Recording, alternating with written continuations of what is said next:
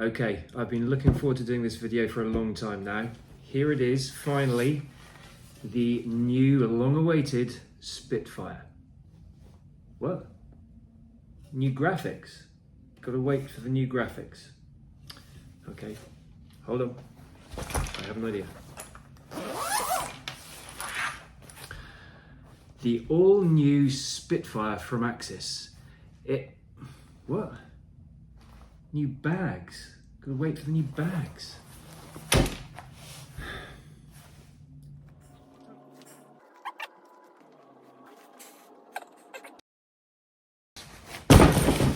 Ah, thank you, at last. Right, here we go. Finally the Spitfires. Roll film.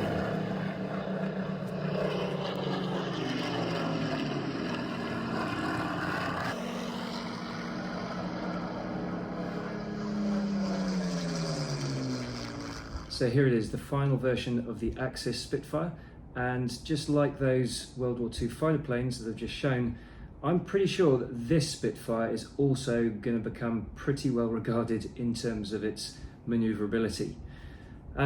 So before I go into the shape and the design, let's just have a quick look at the full range. This is the 780. Oh, by the way, the new bags, well worth the wait, really, really nice.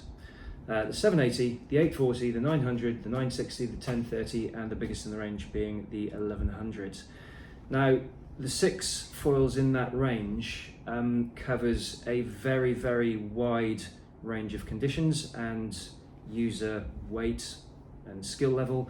The idea isn't for everyone to get every single size, obviously, but they are close enough for people to be able to pick the size or sizes that's exactly right for them, their weight, their skill level, the conditions that you're riding them in, the foiling disciplines that you're going to be using them for. So there's a lot of versatility within that range, which I think is really nice. Okay, let's have a quick look at its shape. So you can see from its outline, this is obviously why it's been called the Spitfire, because of the elliptical shape to the outline of the wing. It's got a nice deep chord. It's quite a thin foil section, and there's a very slight curve going on throughout the whole span there. No sudden downturns, no twists, and the final thing I want to point out is this straight median line. So if you draw a straight line from one wingtip all the way to the other wingtip, that straight line there is where the thickest part of the foil is along, and as such those design characteristics all go towards giving the foils their performance characteristics. And for the Spitfire, first and foremost, it is a performance surf foil. 100%, that's what it's designed for. It also does a hell of a lot of other things really, really well, but I've got some really specific things to say about that, which I'll deal with in a minute. Now, to help me to keep this orderly and hopefully to stop me from rambling too much, I've got a list here on a mini whiteboard that's just off to the side of the camera. So if you see me glancing to the side, I'm just trying to keep myself on track and to keep the waffle to a minimum. Okay, so as a surf foil, the first thing is, as I've just said, its maneuverability. It's amazing, it really is. I cannot tell you how good this foil feels to surf. It's just so maneuverable and so lovely at how it transitions. Roll axis is amazingly smooth. And as you go down the sizes, they become incredibly reactive and fast and easy to change direction on their roll axis. They're very, very predictable and very smooth, very stable and balanced in all forms of turning. And you can carve them super hard, a nice fast carve. But you can also do those super snappy, real tight sort of cutbacks and slashy turns, and they just absolutely thrive on it. You can do them all day long, and there's such balance and control when you're doing them. There's never that I've come across, apart from user error from myself, I've never detected any sort of any wobble or any sort of dropouts or anything that can interrupt the flow of the turn or whatever I'm doing. Pitch control is amazing. I've never had to think so little about my pitch control when I'm using the Spitfires. And that's not just when I'm gliding, it's when I'm carving, it's when I'm at speed. No matter what I'm doing, it's almost like the Spitfire is helping me out to control the pitch. There's no sudden wobbles, there's no sudden dropouts. Just like with the manoeuvrability and the turning, where it's all very nice and balanced, very smooth, no hidden nasty surprises. Pitch control is amazing, even at supersonic speeds. If you're going down the wave face or carving off of the wave, and you pick up some speed when you do those maneuvers, the pitch is so nice and smooth. You hardly have to think about it at all.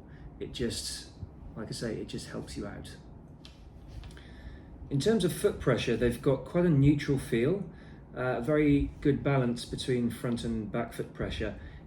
If anything, there's slightly more back foot than front foot pressure needed to fly these foils. You can tune this to your style if you choose a certain fuse. Like the advanced fuses tend to provide a feeling of needing less front foot pressure. They reduce the amount of front foot pressure that you need to apply. But generally speaking, the Spitfires are a little bit more sort of back foot than they are 100% neutral. But they do feel very, very well balanced. I don't come off the water feeling like my back leg is completely worn out. But having said that, if you want to push through a turn hard with your back foot, they can handle doing that as well. It feels really nice to be able to have the option of either keeping your foot pressure neutral through turns or driving hard off your back foot. So that's another really good thing about the Spitfires that's really impressed me. The versatility that you can have with the style of your surfing. They handle wingtip breaches so well, it's ridiculous. Like, my riding skill level isn't at the point where I can do wingtip breach after wingtip breach without causing me to crash until I got the Spitfires. Literally, I'm not kidding. With previous foils, I could cope with the odd one or two every now and again. But I would always have to take, evasive action or emergency sort of measures. I feel the wingtip breach happen, and I know what to do now in order to try and save it. Can't always save it, but I can occasionally. But the first time I did a wingtip breach with the Spitfire, it was the Spitfire 900 on wave face. I breached the wingtip and I went, oh, well, that just happened. And it was like, I almost fell because I tensed up when it happened, expecting to have to go into my normal sort of emergency procedures to try and save it. But that didn't have to happen. And I carried on, and then it happened again, and it was like, okay. And then the third time it happened, it was just like, well, this is crazy easy. You don't have to do anything. It just happens. And then it just sort of, it just carries on like it didn't happen. So yeah, as long as you've got some angle to the foil when it happens, then you literally, you barely feel it. Even when there's very little angle, I still feel like they deal with them better than any other foil that I've ever used. Okay, now another really cool feature about the Spitfire is how well it handles speed. Oh my goodness me. Okay, now, how fast is the Spitfire? That's a really good question. Faster than the HPS, but not as fast as the ART foils.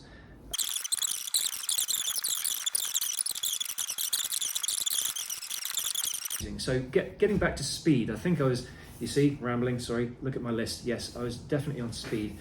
So, faster than the HPS, not as fast as the ARTs, but the point is that they can handle being maxed out and still feel like total control. Like you're not going to overfoil, you're not going to just get chucked off or just end badly. Pumping the Spitfires, I have found, needs quite a different technique, or at least a significant change to my pump technique to get the best out of pumping the Spitfires.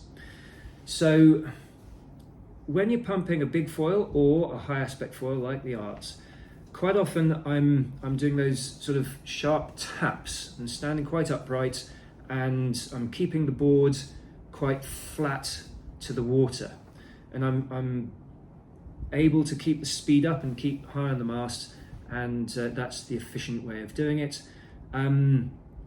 With the Spitfires, it's less about keeping the board flat, more about not pumping at a high angle of attack. So by pumping with the nose up, they absolutely hate that. That'll stall them, it'll kill the speed, and you'll stall very quickly. So to combat that, what you do is just a little bit of a down up, a little bit of a down up. So not a great big porpoising motion, changing the angle of attack drastically like you would do with, say, a low aspect ratio foil. But you are still trying to initiate each pump with a little bit of a downward angle. So a little bit of front foot pressure and then immediately back foot pressure, but not bringing the angle of attack too high as you go up. So that sort of down sharp, but not for very long, and then up. And you want to glide on that part of the pump. Now, to help with that glide and to maintain your speed, I've found that it's much better to jump up rather than push down with each pump. So with the big foils, you can push down and, that sort of real, muscling through each pump. Maybe that's not the best technique, but that's what I do. But with this, I found that if you unweigh yourself, you maintain speed and you can get really nice glide at the top of each pump. So what I do is I spring up, and as I've sprung up, I then bring my knees up to my chest and I bring my shoulders down to try and meet my knees. So I'm pivoting at the hips to compress my body. And by lifting up my knees to my chest at the top of the pump, so once I've sprung up and then I'm bringing my knees up to my chest, that's helping to prolong the period of time that I've unweighed myself from the board. And then you sort of gently put your weight down on the board and then you spring back up again. And it's that constant, what I've got going through my mind is that constant feeling of let's unweigh myself for as long as possible. So I spring up and unweigh myself, trying to stay as light as I can for as long as I can. And staying high on the mast, that sort of, I suppose, the bottom third of the mast being in the water is the sweet spot. And I know that's the sweet spot for all foils and the most efficient part of the mast to be pumping on for all foils. But with the Spitfire, it just seems to make so much more difference than other foils. So it really is that much more important to stay high on the mast. If you do that, you can maintain your speed and the glide is much better. You come down with your board closer to the water and you really notice that it's suddenly so much harder to keep you keep your speed up. But this is the other really good thing about pumping the Spitfires. I find that you can, if you're willing to expend a short burst of energy in, say, 2, 3 or 4 serious power pumps, pardon me, and then you can really, exaggerate that down-up motion to get high up on the mast again, then the Spitfires actually respond to that quite well.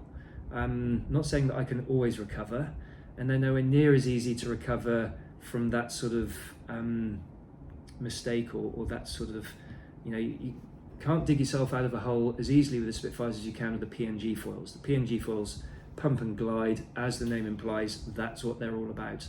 And they are the easiest to pump out of a hole if you make a mistake. But you can recover from those sorts of errors with the Spitfires, whereas other foils I tend to find, like the HPS, they don't really stall and drop out as such. They just get lower and lower and lower and slower and slower and slower until the board's on the water. And I find it very difficult to recover once you've lost height on the mast and you've lost speed, which happens quite quickly and easily with the HPS. I find it very difficult to recover without expending so much energy that I've just got nothing left once I've got higher on the mast. And the arts, obviously, you know, they do drop out once you lose their speed. They stall more suddenly than the Spitfires. Winging, right. For winging, I have very specific requirements, and most of those are met by the art foils because I love the speed and glide for winging.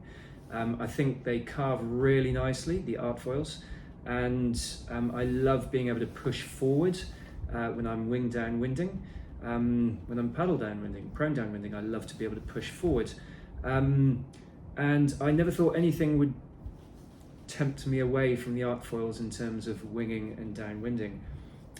But now I have to admit there are specific conditions where I will actually choose the Spitfires over the art foils, and that's actually quite something for me.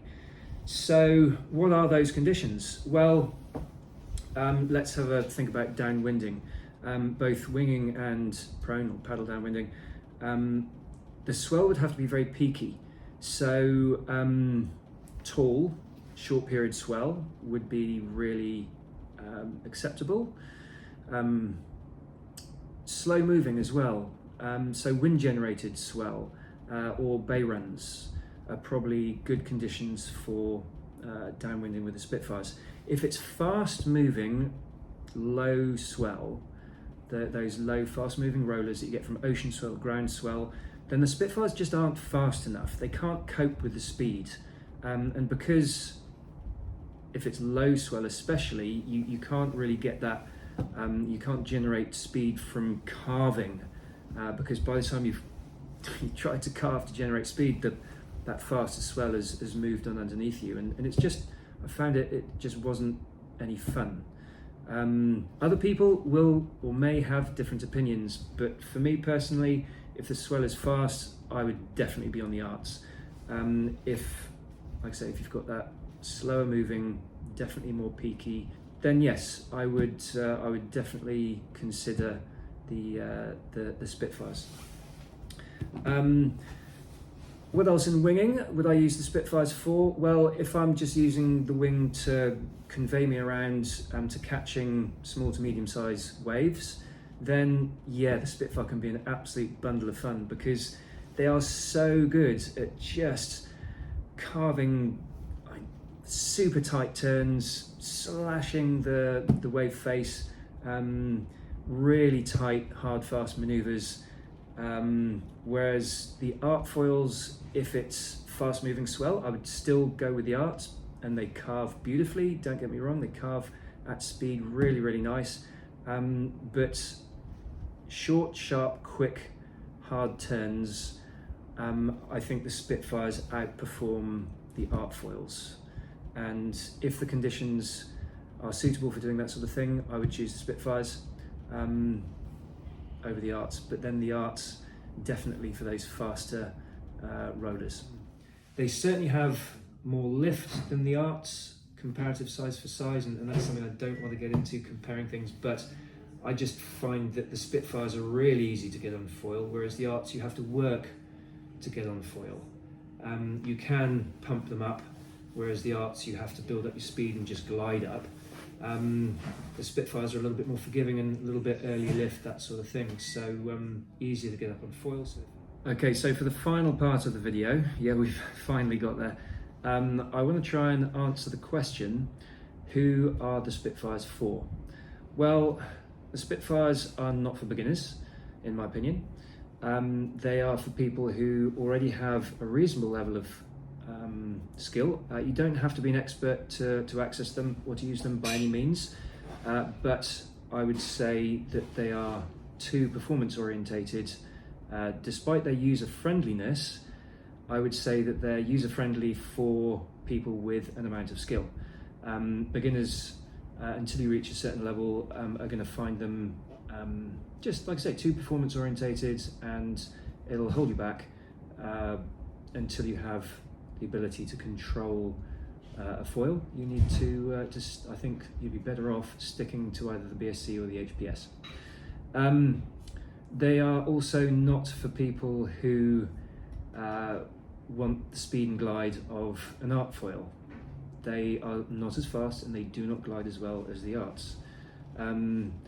They're also not for people who want the ease of pump of the PNG series. They just don't pump at the same low speeds. Their stall speed is higher than the PNGs, so they're not going to be as easy to pump. It's still fun to pump, but you've got to put more effort in to and be more precise with your pump technique than when pumping the PNG foils. So, as you would expect from a high-performance surf foil, they are for people who want to take their surf game to the next level, whether it's prone foiling, sup foiling, using downwinding for more of a sort of surf style than that sort of faster, speedy, pushing forwards type style. They're for wingers who have access to waves, but I would still say maybe not those fast rollers. I think with a smaller, the 840 and the 780, even those would be fun when winging. So yeah, maybe because I haven't tried that yet. I haven't done wing foiling with these two small Spitfire sizes on fast moving rolling swell. But like I say, any form of surfing, they are absolutely just the best I've ever used. Right, so that's it. Thankfully, we've come to an end for this time. If anyone's got any questions, please do fire them away. I'll do my very best to answer. So yeah, until next time, have a good time on the water.